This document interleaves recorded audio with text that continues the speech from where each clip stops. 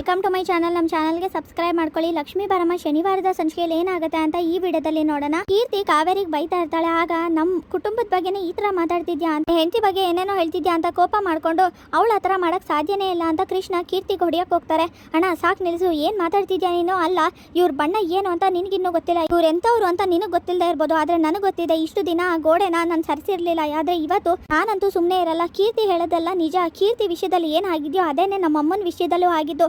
ನೀನು ನಿನ್ನ ಹೆಂಡತಿ ಒಳ್ಳೆಯವಳು ಅನ್ಕೊಂಡಿರ್ಬೋದು, ಆದರೆ ನೀನು ಅನ್ಕೊಂಡಷ್ಟು ಒಳ್ಳೆಯವಳಂತೂ ಅಲ್ಲ.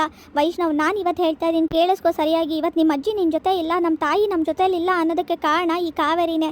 ಈ ಊರು ಪ್ರತಿ ಕ್ಷಣ ಪ್ರತಿದಿನ ನನ್ನ ಅಣ್ಣನ್ನ ದೂರ ಮಾಡಿ ಮಗ ದೂರ ಆದ ಅಂತ ಅದೇ ಕೊರಗಲ್ಲಿ ಪ್ರತಿದಿನನೂ ಸಾಯೋ ಥರ ಮಾಡಿದ್ದು ಈ ನಿನ್ನ ಹೆಂಡತಿ ಕಾವೇರಿನೇ ಅಂತ ಕೃಷ್ಣನ ಹತ್ರ ಸುಪ್ರೀತಾ ಹೇಳಿದ ತಕ್ಷಣ ಶಾಕ್ ಆಗುತ್ತೆ ಮನೆಯವರೆಲ್ಲರಿಗೂ. ಏನು ಹೇಳ್ತಿದ್ಯಾ ಅಂತ ಸುಪ್ರೀತಾನ ಕೇಳ್ತಾರೆ. ಹೌದು, ಇವತ್ತು ನಮ್ಮಮ್ಮ ನಮ್ಮ ಜೊತೆ ಇಲ್ಲ ಅಂತ ಅಂದರೆ ಅದಕ್ಕೆ ಕಾರಣ ಈ ಕಾವೇರಿನೇ.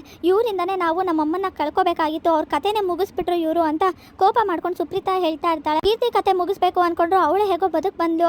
ಅದೇ ಈಗ ನಮ್ಮ ಲಕ್ಷ್ಮಿನ ಕಳ್ಕೊಬಿಟ್ವಿ. ನಾವು ಅವತ್ತೇನೆ ಈ ವಿಷಯ ಹೇಳ್ಬಿಟ್ಟಿದ್ದೆ, ಇಷ್ಟೆಲ್ಲ ಆಗ್ತಾ ಇರಲಿಲ್ಲ. ಅದಕ್ಕೆ ಬಣ್ಣ ಎಲ್ರಿಗೂ ಬಯಲಾಗಿ ಗೊತ್ತಾಗ್ತಿತ್ತು, ನಮ್ಮ ಲಕ್ಷ್ಮಿನ ಕಾಪಾಡ್ಕೋಬೋದಿತ್ತು ಅಂತ ಸುಪ್ರೀತಾ ಹೇಳ್ತಿರ್ತಾರೆ. ಪುಟ್ಟ, ಇದು ಯಾವುದು ನಂಬೇಡ ಅಂದಾಗ ಸುಪ್ರೀತಾ ಹೇಳಿರೋ ಸತ್ಯದ ಬಗ್ಗೆ ಎಲ್ಲ ತಿಳ್ಕೊಂಡಿದ ತಕ್ಷಣ ಮನೆಯವರೆಲ್ಲರಿಗೂ ಕಾವೇರಿ ಮೇಲೆ ಕೋಪ ಬರುತ್ತೆ. ಆಗ ವೈಷ್ಣವ್ ಕೂಗಾಡ್ತಾನೆ, ಯಾಕಮ್ಮ ಹೀಗೆ ಮಾಡಿದೆ, ಅಂಥದ್ದು ಏನು ಮಾಡಿದೆ ನಾನು ಅಂತ ವೈಷ್ಣವ್ ಕೂಗಾಡಿದಾಗ, ಪುಟ್ಟ ಇವ್ರು ಹೇಳೋದನ್ನೆಲ್ಲ ನಂಬೇಡ ಕಣೋ, ಏನೇನೋ ಹೇಳ್ತಿದ್ದಾರೆ. ನಿನ್ನ ತಾಯಿ ಯಾವತ್ತಿದ್ರು ನೀನು ಮಾತ್ರನೇ ಒಳ್ಳೇದು ಮಾಡೋದು. ಹೌದು, ನಾನು ಎಲ್ಲದನ್ನು ಮಾಡಿದೆ, ಆದರೆ ಯಾರಿಗೋಸ್ಕರ? ನಿನಗೋಸ್ಕರ ಪುಟ್ಟ ಮಾಡಿದ್ದು. ಈ ತಾಯಿ ಯಾವತ್ತಿದ್ರು ಮಗನಿಗೋಸ್ಕರನೇ ಎಲ್ಲದನ್ನು ಮಾಡೋದು, ನಿನಗೋಸ್ಕರ ಅಲ್ವಾ ಮಾಡಿದ್ದು. ಹಾಗಂದ್ಮೇಲೆ ಇದರಲ್ಲಿ ತಪ್ಪಿಲ್ಲ ಅಂತ ಕಾವೇರಿ ಹೇಳ್ತಾಳೆ. ಏನಮ್ಮ ಮಾತಾಡ್ತಿದ್ಯಾ, ಏನಾಗಿದೆ ನಿನಗೆ? ಅಲ್ಲ, ನನಗೋಸ್ಕರ ಇದನ್ನೆಲ್ಲ ಮಾಡು ಅಂತ ನಾನು ಯಾವತ್ತು ಕೇಳಿದೆ? ನಿಜವಾಗ್ಲೂ ನೀನು ನನ್ನ ತಾಯಿ ಅಂತ ಹೇಳ್ಕೊಳ್ಳೋಕ್ಕೆ ನಂಗೆ ನಾಚಿಕೆ ಆಗ್ತಿದೆ ಅಂತ ವೈಷ್ಣವ್ ಕೂಗಾಡಿದಾಗ, ಪುಟ್ಟ ಹಾಗೆಲ್ಲ ಹೇಳ್ಬೇಡ ಕಣೋ, ಯಾಕಂದರೆ ಈ ತಾಯಿ ಬದುಕಿರೋದೇ ನಿನಗೋಸ್ಕರ. ನೀನೇನಾದ್ರು ದೂರ ಮಾಡ್ಕೊಬಿಟ್ರೆ ನಾನಂತೂ ಇರೋದಿಲ್ಲ, ಈ ಮನೆ ಬಿಟ್ಟು ಹೊರಟೋಗ್ತೀನಿ ಅಂದಾಗ, ಮೊದಲು ಈ ಮನೆಯಿಂದ ಹೊರಗಡೆ ಹೋಗು, ನಿನಗೆ ಶಿಕ್ಷೆ ಆಗಲೇಬೇಕು, ನೀನು ಮೊದಲು ಅರೆಸ್ಟ್ ಆಗಬೇಕು. ಇಷ್ಟೆಲ್ಲ ಮಾಡಿರೋ ಅಂಥ ಪಾಪಕ್ಕೆ ನಾನಂತೂ ಬಿಡಲ್ಲ.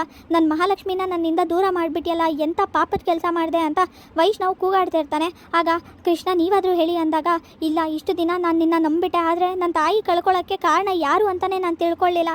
ನೀನು ಅಂತ ಗೊತ್ತಾದ ಮೇಲೆ ನಿನ್ನ ಅಂತೂ ಸುಮ್ಮನೆ ಬಿಡಲ್ಲ ಅಂತ ಕೃಷ್ಣ ಕತ್ತಿ ಹಿಡ್ಕೊಂಡು ಮನೆಯಿಂದ ಹೊರಗಡೆ ಹಾಕಿ ಹೊಡೆಯೋಕ್ಕೆ ಅಂತ ಹೋಗ್ತಿರ್ತಾರೆ ಕಾವೇರಿಗೆ. ಇಲ್ಲಿಗೆ ಶನಿವಾರದ ಸಂಚಿಕೆ ವಿಡಿಯೋ ಮುಕ್ತಾಯವಾಗಿದೆ. ಈ ವಿಡಿಯೋ ಇಷ್ಟವಾಗಿದ್ರೆ ಲೈಕ್ ಮಾಡಿ.